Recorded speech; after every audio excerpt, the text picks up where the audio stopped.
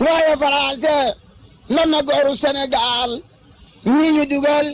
Sénégal ñii génn gàddaay far dem ba faatu ñii joxe seen gànnaay ndax ñu yaatu fam nañu saamu i cere bi soose yóbbu Gabang boole koog Baraama Siise tala kapoor ba ñu lekke imbulaañse daf ko ci biir nag laaw la ma faraañse ñoo gën a lam de julbeere ñooro rey nag ki doom ji jàll Fuuta Tooro ñoo del rey nag almaami Abdu Bukar. mbokk yi ñu seetaan am nañu mbégte lool dellu siwaat fii ci seen chaîne bii di Xam Sam Réew TV fas yéene ànd ak yéen ci ñetteelu xaaj wala troisième épisode jëm ci maam Cheikh Anta borom dërëm ak ngërëm. xam ngeen ni ñaari épisode yi jàll ñëwoon nañu ak yéen rawatina épisode bu mujj bi ci dem gi nga xamante ni maam Cheikh Anta demoon na ko Gabon ngir fekki ku tedd ki Xaadim Rasul Cheikh Ahmadou Bamba muy ñaari at yi sëriñ bi mujj def Gabon ci Lambaréné ak bi sëriñ bi ñibbisee ba maam Cheikh Anta ganale ko ngan gu rëy googu ci Daaru Salaam bis ba delsi ndax sëñ baa ngi ñëw Daaru Salaam ñaar fukki fan ci aw kori ba ñaar fukki fan ak juróom-ñett ci aw kori ci bisub altine la ñëw Daarul Manaan gi nga xamante ni fa la borom Daaru Muti nekkoon ak njaboot gi. sëriñ bi mu ñëwee Daarul Manaan waxuma taalibeem yi waaye këri diine yi nekk ci Sénégal gépp ñoom tubaab yi ñoo ko bind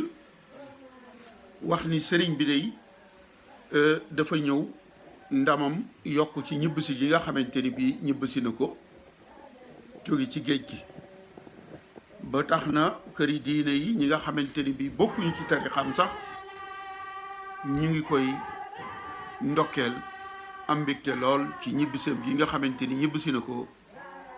bàyyi ko Gabon ba yaakaar nañ ni tey su woote woon jihaad ñoom këri diine yooyu danañu ànd ak moom ngir dal ci sunu kaw ndax booba fenn fu nekk ay nit a nga fay jóge di fekk ci sëñ bi Daarul Manaan te ñoom génn giñ ko génne woon réew mi liñ ci jublu woon moo doon fay taalam bi tey nag taal bi waxuma la ab taal waaye def na ak daay di tàkk di wéy fenn fu nekk ay nit bàyyi ko fa ñëw di fekk si sëriñ bi Daarul Manaan loole nag tax na ña nga xamante ni ñoo kalaame woon ba ñu yóbbu ko Gabon jógati di sosal sëñ bi rek yi di ñëw Daarul Manaan dem di rendre compte am na ci kook dafa wax commandant de cercle bu Njaareem ni ko Cheikh Ahmadou Bamba nee na bi muy jógee Congo maanaam Gabon di ñibbisi yonent bi sallallahu alayhi wa sallam daf ko bëggoon a jox laafi wurus nga xamante ni du dugg bato day naaw ak laafi wurus yi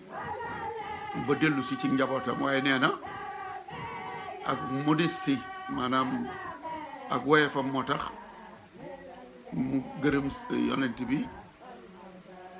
ba tax jëlul laafi wurus yooyee am beneen raj boo xamante ni daf ni sëñ bi julli na timis ba noppi ni mbubbum nattu mi nga xamante ni bii sololoon nañ ma ko summi naa ko ca Gabon te ku ma ko nar a sololaat dinaa la jaay sama bakkan dinaa dal ci sa kaw yooyu yëpp di ay sos yoo xamante ni ñi nga xamante ni bi sëñ bi sosee yoonu murit wi mu doon chef de canton yi ak chef de province yi jógoon nañu ndax seen nguur doxatut ni tubaab yi su ngeen ci waxut dana yàq seen nguur bi sëñ bi ñibbisee ci géej gi mbooloo mi gën a faq ñooñee ñoo jógaat ci ay kalaame wax naa leen ni gouverneur Merlin tàmbalee woolu sëriñ bi Ndar sëriñ bi gàntal mu yónni fa ay ndaw def naa limoon naa leen mbaaxaan doomi Lat Joor maa Abdoulou l'administrateur u Thiès waaye ñoom ñëpp ku ñëw tontu li lenn lay doon mooy nee leen gouverneur du ma wuy si ndax man buur benn rek laa ca xam muy ki nu bind di sunu borom ne leen gouverneur ba ñaxtiitum àddina mii soxla wu ma ko man fu ma lal sama der bi ba mën a jaamu yàlla rek moom laa yittewoo aha kalaame yi nag gën a jolli tubaab yi di wàcc diggante boobu nag maam Cheikh Anta daf cee joué rôle boo xamante ni da cee dox ay jéego yooyu daf caa siiw lool fes ca lool xam ngeen ni mbaaxaan bi ñu ko yebalee Daarul Manaan bi mu ñëwee maam Cheikh Anta moo wax ak moom bi nga xamante ni tubaab yi ñëw nañu woolu sëriñ bi Ahmed ñeewal sëriñ bi demul maam Cheikh Anta la yebal moo dem wax ak tubaab bi ñu wéyee di ko woo l'administrateur u Njaaréem sëriñ Njoogu Njaay maam Cheikh Anta moo ko yebal ni ko boo demee nel tubaab bi sëriñ bi nee na munta ñëw kon taxawaay boobu maam Cheikh Anta taxawoon ci pexey nasaraan bi bëgg jëlaat sëriñ bi ngir génnewaat ko Sénégal tax ñu di ko woolu wuy siwul maam Cheikh Anta daf caa taxaw bu ràññeeku lool ñoom sax dem nañu bay wax ni maam Cheikh doon na wax ak politiciens yi ngir bañ rek ñu jëlewaat fi sëriñ bi di ko génne Sénégal kon taxawaay boobu mu taxawoon taxoon na ñu am tiitaange ci moom ndax tegoon nañ ko bët bari waa na fu ñuy bind di wax ni Cheikh Anta moo ëpp alal ci Sénégal amub maam Cheikh Anta ñoom tubaab bi dañ cee tegoon bët dañ cee fiiroon naan la am na kër goog ma nga rue nangam ca Ndakaaru ay marocain la ko loué ay commerçant marocain tegoon nañ ko bët lool ba tiit nag ni moom ndagam il a les moyens am na alal bu sëñ bi doon fetal jihad arme yi ñuy duurle moom mën na koo jënd ndax yor na xaalis bu takkoo takku wax naa leen ni l'administrateur de Tivaouane Alice bokk na ci ñi njëkk a teg maam Cheikh Anta bët ndax moom loolee mu waxoon ni bi sëñ bi jógee Gabon wàcc Ndakaaru dugg saxaar jëm si Ndar ba mu ko déggee ab xolam da doon bëgg génn ndax mer ndax ñibbisi gi sëriñ bi ñibbisi tax na ku laaloon ca loolee rek mu teg la bët maam Cheikh Anta nag tànk yooyu ko ci sëriñ bi doon doxloo jéego yooyu mu boole kook man boppam lool taxoon na tubaab yi nag bàyyi ko xel tiit ci moom lool ba def ko noonu ni nga xamante ni noonu la ñu noonoo ku tedd ki Xaadimu Rasuul Cheikh Ahmadou Bamba jéego yooyu ci maam Cheikh Anta doon dox ba tubaab yi waajal ab xare boo xamante ni kii tudde woon maam Cheikh Anta l'éternel agitateur du Bawol di Alice l'administrateur bu Tivaouane tàggu na gouverneur Merlin fexe bay am autorisation ci moom ngir songu Daarul Manaan loolu yëpp ñoom ña ngay waaj waaye maam Cheikh Anta itam mu ngi dox ay jéego ci lu jëm ci mbiri sëriñ bi nga xamante ni détachement boobu nga xamante ni 150 tirailleurs sénégalais la ñu woon ak 50 SPAIS l'administrateur de Tivaouane waajal leen gannaaw ba mu jotee ndigal ci gouverneur Merlin nga xam ni waajtaayoo boo ko gisee danga naan am réew la ñuy songi te booba Daarul Manaan rek moo leen tax a jóg ndax ñaar téeméeri soldat yooyu soldat bu ci nekk jox nañ la téeméeri cartouche muy 20 000 cartouches te dañoo préciser ni cartouches yi ñu leen jox du cartouche yoo xamante ni bii malaa ko tax a jóg ay bal la yoo xamante ni bii faat doomu aadama moo ko tax a jóg ñu waaj bàyyi ko Tivaouane le 11 juin 1903 nga xamante ni ku ñuy wax capitaine Louquet moo ko jiite woon ñu waajal seen bopp ci ay lekk ci ay naan nga xamante ni soo demee ci rapport bi Louquet def mi ngi wax ni waajal nañu ay boulanger ak farine boo xamante ni fu ñu campé ñoom ñooy lakkal tubaab yi mburu mu ñuy lekk waajal nañu ay fas yoo xamante ni officiers yi ak sous-officiers yi tubaab yi ñoom ñoo ci war soldat su ñuul si ñoom dañuy dox ñoom tubaab yooyu itam seenu lekk waajal nañ leen ay gramme ci ndawal bis bu set tubaab bu ne li muy war a lekk ci ndawal waajal nañ ko ñaar téeméeri soldat yu ñuul yi ak mala yi muy giléem yi nga xamante ni ñoo sëf goj yi ak baag yi ak li ñuy war a roote ak fas yi nga xamante ni moom la officiers yi ak sous-officiers yi tubaab yi war dañu leen a waajal bis bu nekk juróomi kiloy pepp moom la ñuy jox fas wu ne moom la ñuy jox giléem gu ne waaye moom la ñuy jox itam soldaar bu ñuul bu ne tubaab yi ñooy lekk mburu ñooy lekk ndawal waaye soldaar su ñuul si ñoom pepp mi nga xamante ni juróomi kilo la ñuy jox mala bu nekk muy giléem wala fos nga xam ni dañ koy def ci gafaka wékk ko muy yëy ponkali soldaar su ñuul si itam kenn ku ci nag juróomi kilo yi pepp lañ lay jox ak sa gurdum ndox bi nga yor ngay lañ ci pepp mi di yëy ni fos yi di jàllale ak sa gurdum ndox mu doon seen bu neexa bu ponkal mu ñuul mu duy loo xam ba mu fees ak peppum suuna wala saaño lanc ci lanc mbool ndax mbool sax boo ko lakkee day nooy waaye pepp mu wow koŋ nga lanc ca lanc bu rëy di sàq mi te loolu ki lay jël ni la kaay nu dem nga fetali sa mbokkum sénégalais nit ku ñuul ni yow moom muy jëfandikoo ndawal ak mburu yow mu jox la li mu jox fos yeeg gëléem yi kon nga gis ni ñoom ñaar téeméeri soldaar yooyu ni ñu jàppe mala yi noonu lañu leen jàppe ndax fos yi ak giléem yi li ñuy lekk muy pepp mi ñu yëy moom la soldaar su ñuul si ñoom itam kenn ku ci nekk sa juróomi kilo ngay yor jàpp naa ni xëj na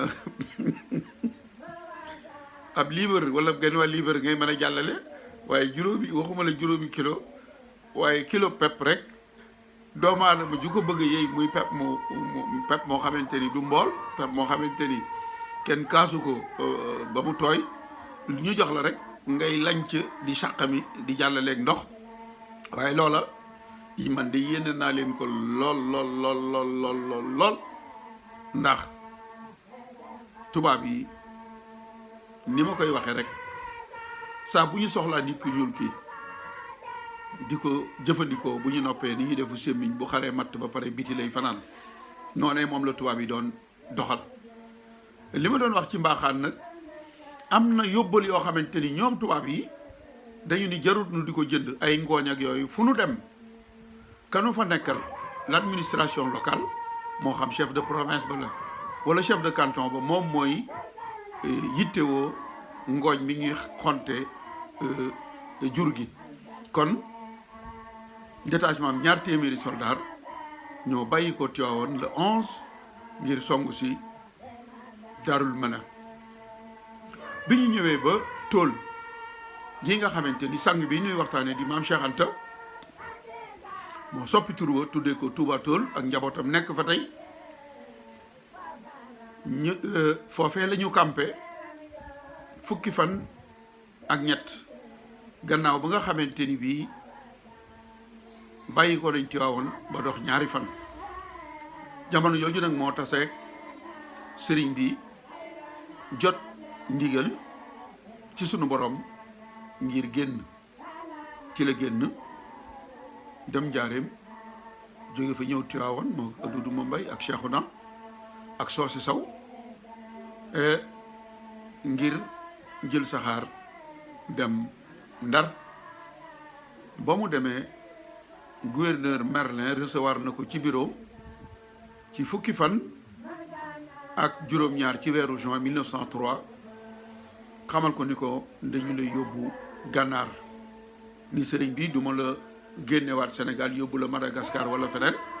ndax woo naa la nga bañ a wuy si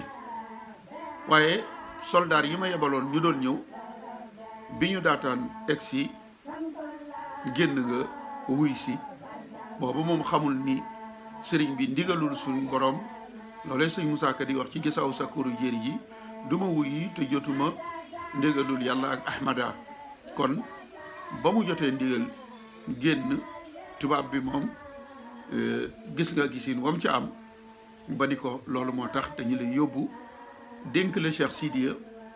mu garde la ci zawiyam yooyu nekk Mauritanie période boobu nag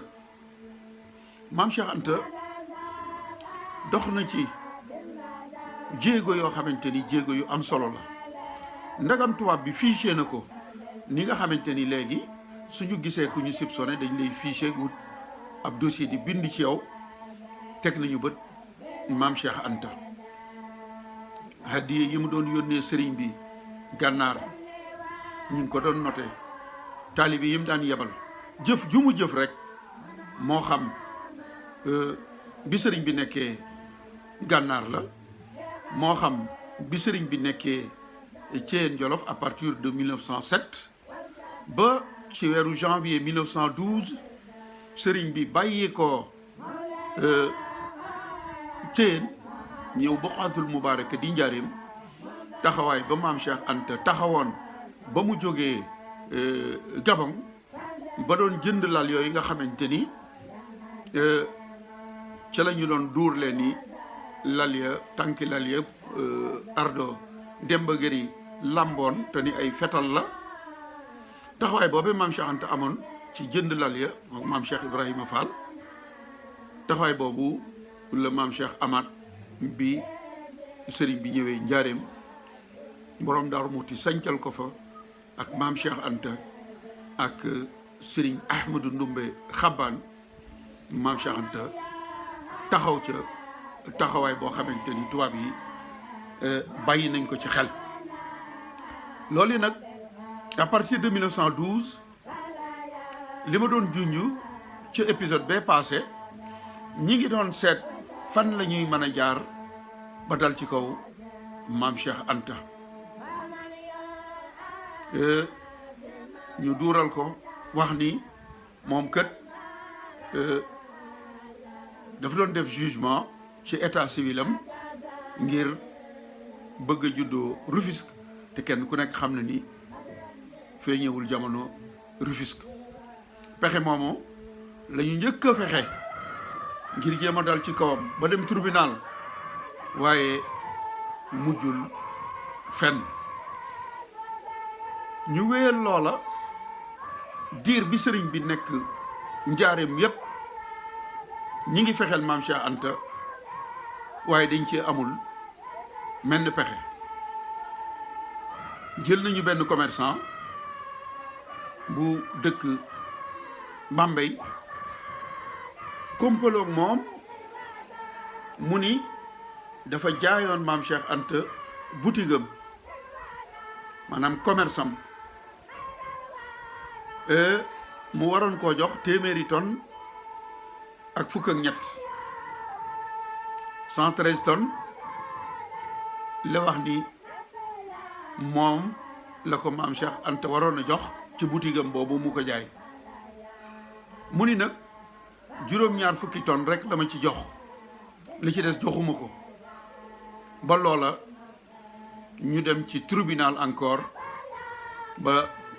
teg ca maam Cheikh Anta ay amende ay daan yu 40 000 francs dossier bii mooy jugement bi nga xamante ni def nañ ko diggante maam Cheikh Anta ak commerçant boobu nga xamante ni ci ñi sant xuri te dëkk Bambey ci la bokk te tappale yi mooy ñoom ñi ngi naw alali maam Cheikh Anta li mu yor ci xaalis am na fee kër am na fee titre foncier kon kay xanaa buy jënd ab commerce buy jënd boutique xaalis lay joxe waaye nan lay yore xaalis boobu ni day jënd boutique di ko jënd ci am pepp foofu la tappale yi tàmbalee feeñe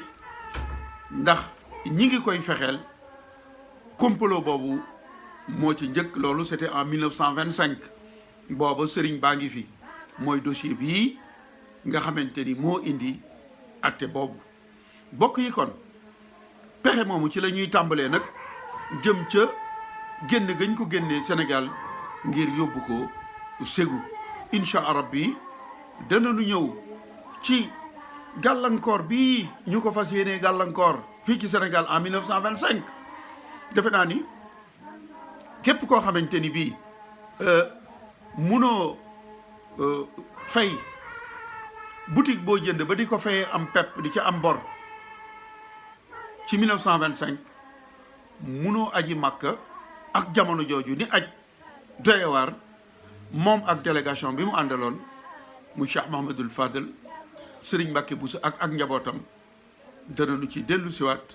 incha rabbi ci ñeenteelu xaaj bi muy aju maam Cheikh Anta ak ñi mu àndaloon fa ñu jaar Marseille aji ba dellu si journal yi ko interviewé yooyu yëpp danañu ci dellu siwaat lu jiitu nag ñuy egsi ci pexe yi Blaise Diagne yooyu nga xamante ni moo fexe woon ba ñu jël maam Cheikh Anta téye ko Ndar juróom-ñetti weer résidence surveillée doog ko fay jëlee en 1930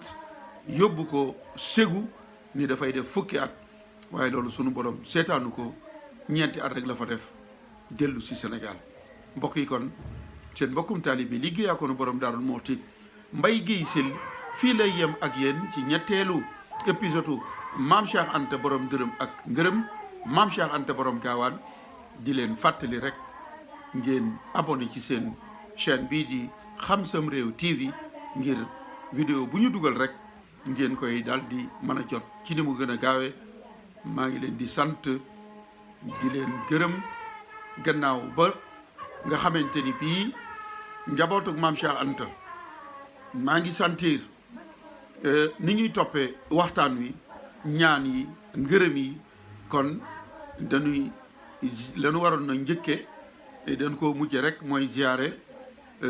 sëñ Mor Fati bi nga xamante ni mooy xalifa maam Cheikh Anta di ñaan sunu borom yàggal ko fi te wéral ko ak njabootug maam Cheikh Anta